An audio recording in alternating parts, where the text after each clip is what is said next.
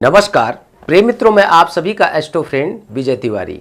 मैं आपको बताता हूं मित्र हर महीने का राशिफल। आज भी मैं आपको बताऊंगा वर्ष 2022 दिसंबर मंथ मीन राशि वालों के लिए कैसा रहेगा। मीन राशि यानी गुरु की राशि जो ब्राह्मी राशि है, इनके लिए विशेष ये मंथ कुछ विशेष बड़े ग्रहों का राशि परिवर्तन हो रहा। इसके द्वारा आपके जीवन में क्या परिवर्तन होगा वो मैं आपको बताऊंगा। विशेष जानकारी के लिए आप मुझसे संपर्क कर सकते हैं। अपनी पत्रिका का संपूर्ण विश्लेषण भी आप प्राप्त कर सकते हैं। यानी गुरु की राशि सेकंड राशि है और 12 राशियों में सबसे लास्ट की राशि है। यानी आपकी पत्रिका में देवगुरु बृहस्पति का विशेष महत्व आपके जीवन में क्या विशेष परिवर्तन करेगा वो मैं आपको बताऊंगा इस संपूर्ण वीडियो के माध्यम से। लेकिन उससे पहले मैं कहूंगा, अगर अभी तक आपने हमारे इस चैनल को सब्सक्राइब नहीं किया तो एक बार प्लीज सब्सक्राइब करें, लाइक करें और शेयर करें, जिससे आपको हर मंथ की संपूर्ण जानकारी बहुत आसानी से प्राप्त हो सके और अपने जीवन में एक सकारात्मक परिवर्तन आप प्राप्त कर सकते हैं। तो विलंब न करते हुए हम लोग सबसे पहले इन राशि के बारे में गोचरीय परिवर्तन, चंद्रमा का गोचरीय परिवर्तन क्या आपके जीवन में विशेष प्रभाव डालने वाला है। लाइफ में भी आपके बहुत ज्यादा स्ट्रगल था, क्या वो स्ट्रगल, वो समस्याएं, वो संघर्ष आपके जीवन में कम होता हुआ दिसंबर के मंथ में मिलेगा या ऐसे ही आपका जीवन अभी और चलेगा। सबसे पहले आप गौर करिए, देवगुरु बृहस्पति केंद्र में, कहते हैं केंद्र का अगर गुरु हो बहुत अच्छा माना जाता है। सारे ग्रह अगर आपके विपरीत हों तो भी आपको एक अच्छा रिजल्ट, गुरु के अंदर एक इतनी अच्छी पावर होती है, ताकत होती है, जो आपके बुरे कर्म से, जो बुरी निगेटिव प्रभाव से आपको पॉजिटिव की तरफ कन्वर्ट करवा सकता है। जैसे एग्जाम्पल, कोई मनुष्य अज्ञानी होता है, अशिक्षित होता है, लेकिन जब भी गुरु की शरण में जाता है ना तो एक अच्छा विद्वान बन जाता है, एक अच्छा ज्ञानवान बन जाता है। ये किसकी कृपा? ये गुरु की कृपा है। तो गुरु का प्रभाव आपके केंद्र में यानी स्वग्रही काफी अच्छा माना जाता। यहां से अगर मैं बात करूं, धार्मिक कार्यों में आपकी रुचि बढ़ेगी, किए हुए कर्म का आपको एक अच्छा लाभ मिलेगा। सकारात्मक सोच आपके जीवन में एक बहुत बड़ा परिवर्तन लाएगा। एक चीज का विशेष ध्यान देने की जरूरत है, क्योंकि धन और वाणी भाव पे राहु का आधिपत्य है। यानी राहु आपके राशि से द्वितीय स्थान पे गोचर करेंगे तो थोड़ा सा मिथ्या का भाषण देना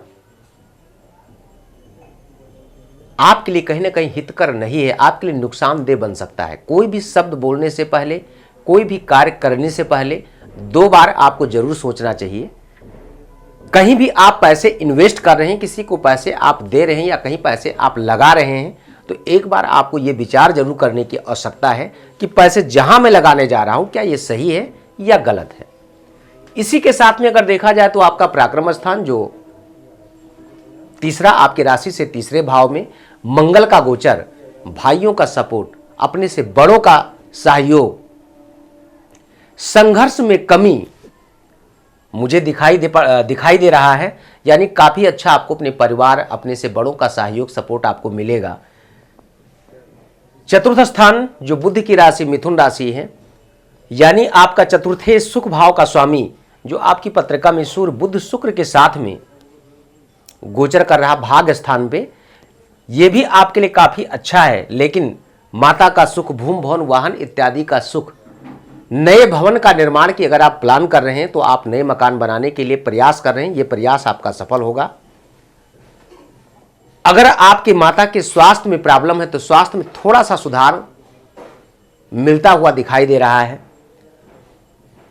अगर कहीं प्रॉपर्टी में आप इन्वेस्टमेंट करना चाहते हैं, कोई मकान लेना चाहते हैं या मकान बनाना चाहते हैं या कोई प्लाट इत्यादि आप खरीदना चाहते हैं, समय आपका आपके अनुकूल है। वाहन से संबंधित आपका योग काफी अच्छा मुझे दिखाई दे रहा। लेकिन अगर बात करूं आपकी D5 चार्ट, यानी शिक्षा, संतान और प्रेम का जो भाव है, प्रारब्ध का कार्मिक अकाउंट है, इसके द्वारा आपको काफी अच्छा लाभ मिलेगा। अगर आप किसी से साथ प्रेम करते हैं, आप विवाह करना चाहते हैं, बात काफी दिन से आपकी डिस्टर्ब हो रही है, शायद आपके परिवार वाले नहीं एग्री हो रहे, या नहीं आपका कोई रिजल्ट अगर अच्छा मिल रहा, तो इस टाइम पे आपको सावधानी पूर्वक अपने परिवार के साथ बैठ करके इस बात पे चर्चा करना चाहिए, शायद ये काम आपका बन जाए। अगर एजुकेशन क्षेत्र में तैयारी कर रहे हैं, गवर्नमेंट सेक्टर में जॉब के लिए अप्लाई करना चाहते हैं, या कोई एग्जाम्स है, तो ये समय आपका आपके अनुकूल है, काफ़ी अच्छा आपको लाभ मिलेगा। रोग ऋण शत्रु की बात करूं, शत्रु आपके परास्त होंगे। कोर्ट कचहरी में अगर आपके मुकदमे चल रहे हैं, कोई तारीखें हैं, पेशी की तारीख है, डेट्स हैं, उन डेट में आपको सफलता मिलता हुआ मुझे दिखाई दे रहा है, क्योंकि सूर्य आपकी पत्रिका में भाग्य स्थान पे है, काफ़ी अच्छा है, आपको लाभ मिलेगा। ऋण अगर आपके ऊपर ज़्यादा है, कर्जे से आप पीड़ित हैं, कर्जा आप उतारने का प्रयास कर रहे हैं, अथक प्रयास के बावजूद भी कर्जा नहीं उतर रहा, समय आपका अनुकूल। इस टाइम आपके नए कुछ आय के स्रोत, इनकम के स्रोत आपके बनेंगे, जिसके द्वारा ऋण भी उतारने का आपको संसाधन प्राप्त हो सकता है। लाइफ पार्टनर, बिजनेस पार्टनर, अगर पार्टनरशिप में कोई व्यापार करते हैं, समय आपका अनुकूल है, व्यापार में आपको काफ़ी उन्नति, काफ़ी तरक्की मिलेगी, पार्टनर का आपको सहयोग मिलेगा, पत्नी का भरपूर प्यार मिलेगा, सहयोग मिलेगा।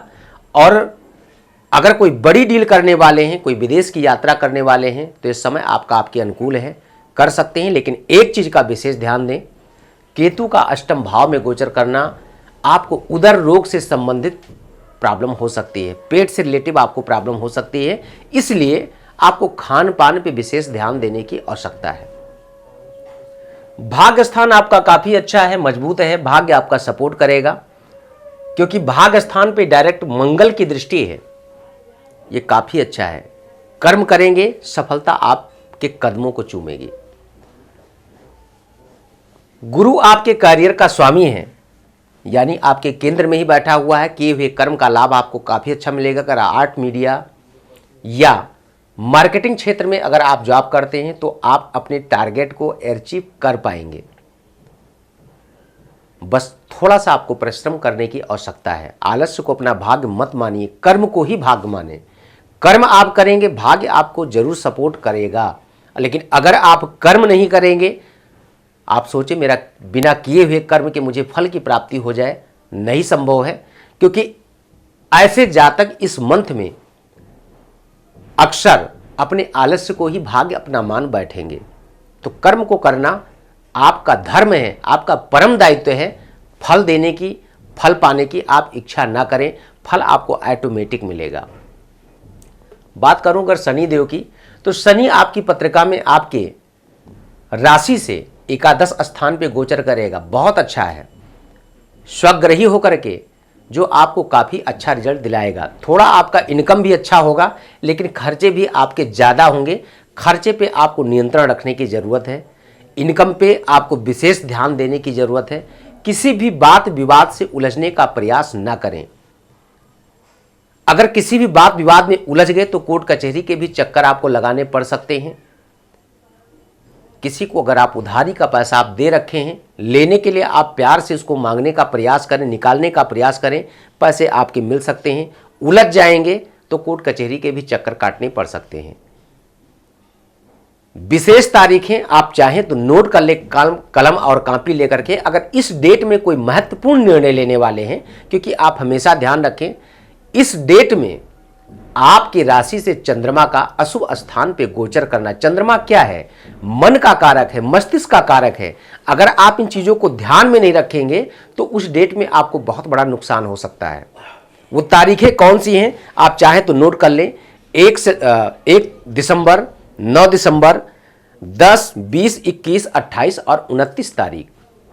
इन तारीखों में विशेष सावधानी की जरूरत है। अगर आप सावधान रहेंगे, सोच विचार करके कोई निर्णय लेंगे, आपके लिए बेटर होगा। अदरवाइज अगर इन डेटों को आप इग्नोर करेंगे तो आपको नुकसान हो सकता है। बाद में सिर्फ आपको मित्र पछताना पड़ेगा। तो उस पछतावे से बेटर है, कहते भी है ना, बिना विचारे जो करे सो पाछे पछताए। कार्य बिगाड़े आपनु, अपना ही काम बिगाड़ोगे, अपना किया हुआ मेहनत ही आपका व्यर्थ जाएगा। इसलिए आप कोई भी कर्म करें, कोई भी निर्णय लें, देखिए चंद्रमा का अहम रोल होता है। हमारे चंद्रमा की स्थिति जब अच्छी नहीं होती है ना, तुम कभी कभी अपने मुखारबिंद से, अपने मस्तिष्क, अपने इन्हीं हाथों से हम कुछ गलत कार्य कर डालते हैं, अपने इस मुख से कुछ अभद्र शब्द निकल जाते हैं, जिनके लिए हमको पछतावा तो होता है कि मैंने गलत बोल दिया, बट अब निकल गया तो क्या कर सकते हो। वो आप नहीं करते हैं, वो आपके इन प्लैनेट्स का प्रभाव करवाता है। ग्रह के ही अधीनस्थ सब कुछ है, प्रकृति भी परिवर्तन करता है तो हमारे इन प्लैनेट्स के आधार पे। अभी 4 महीने पहले बहुत गर्मी थी, लेकिन आज के डेट में अगर ठंडी पड़ रही है तो यह भी आपके ग्रहों का राशि परिवर्तन ही हुआ है। विशेष ग्रहों का जो राशि परिवर्तन होने वाला है 2 दिसंबर के बाद, 2 दिसंबर के बाद बुध का धनु राशि में गोचर करना, 5 दिसंबर को शुक्र धनु राशि में गोचर कर रहा है, और इसके बाद में 16 तारीख को सूर्य धनु राशि में गोचर करेगा। सूर्य धनु राशि में गोचर करने पे ही ठंडी ऋतु चालू, विशेष ठंड शुरू हो जाती है। यह है आपकी राशि का विशेष परिवर्तन। लेकिन गवर्नमेंट सेक्टर में अगर आप जॉब करते हैं तो 16 दिसंबर के बाद आपके पद में प्रमोशन हो सकता है, आपको अपने कार्य क्षेत्र में काफी अच्छा प्रोन्नति मिल सकती है, लाभ मिल सकता है, प्रशस्ति पत्र भी आपको प्राप्त हो सकता है, शाह सम्मान। लेकिन विशेष अपने प्लैनेट्स को, यानी विशेष करके शनि का उपाय और गुरु का उपाय, अपने माता पिता की सेवा करना, अपने इष्ट गुरु का ध्यान करना, उनका पूजन करना, विष्णु सहस्त्र नाम का पाठ करना, भगवान विष्णु के 12 अक्षर मंत्र का जाप करना आपके लिए काफी अच्छा होगा। अगर आपके मन में कोई विशेष प्रश्न है, अब आप कह रहे होंगे कि गुरुजी आपने जो कुछ भी बताया बहुत अच्छा आपने बताया, राइट, लेकिन ये सारा फलादेश सिर्फ चंद्रमा का गोचरीय परिवर्तन है। इसके आधार पे आपको पूरा लाभ, पूरी जानकारी आप नहीं प्राप्त कर सकते हैं। इसमें विशेष रोल होता है आपके पत्रिका में, आपके जन्मांक चक्र में दशाओं का विशेष महत्व होता है। दशाएं आपकी पत्रिका में क्या चल रही हैं, उन दशाओं के अकॉर्डिंग ही आपको लाभ मिलेगा। तो आपके मन में अगर कोई भी प्रश्न है, पर्सनल हो, प्रोफेशनल हो, कार्य क्षेत्र हो, पारिवारिक, आर्थिक, मानसिक, किसी प्रकार की कोई समस्या है, तो आप जो स्क्रीन पे नंबर दिया जा रहा है, इस नंबर के माध्यम से मुझसे जुड़ सकते हैं, मुझसे बात कर सकते हैं, अपनी पत्रिका पे आप कंसल्ट प्राप्त कर सकते हैं। तो आज के इस वीडियो में सिर्फ इतना ही। अन्य राशियों के बारे में हम फिर आपसे चर्चा करेंगे। तब तक के लिए नमस्कार। जय श्री सीताराम।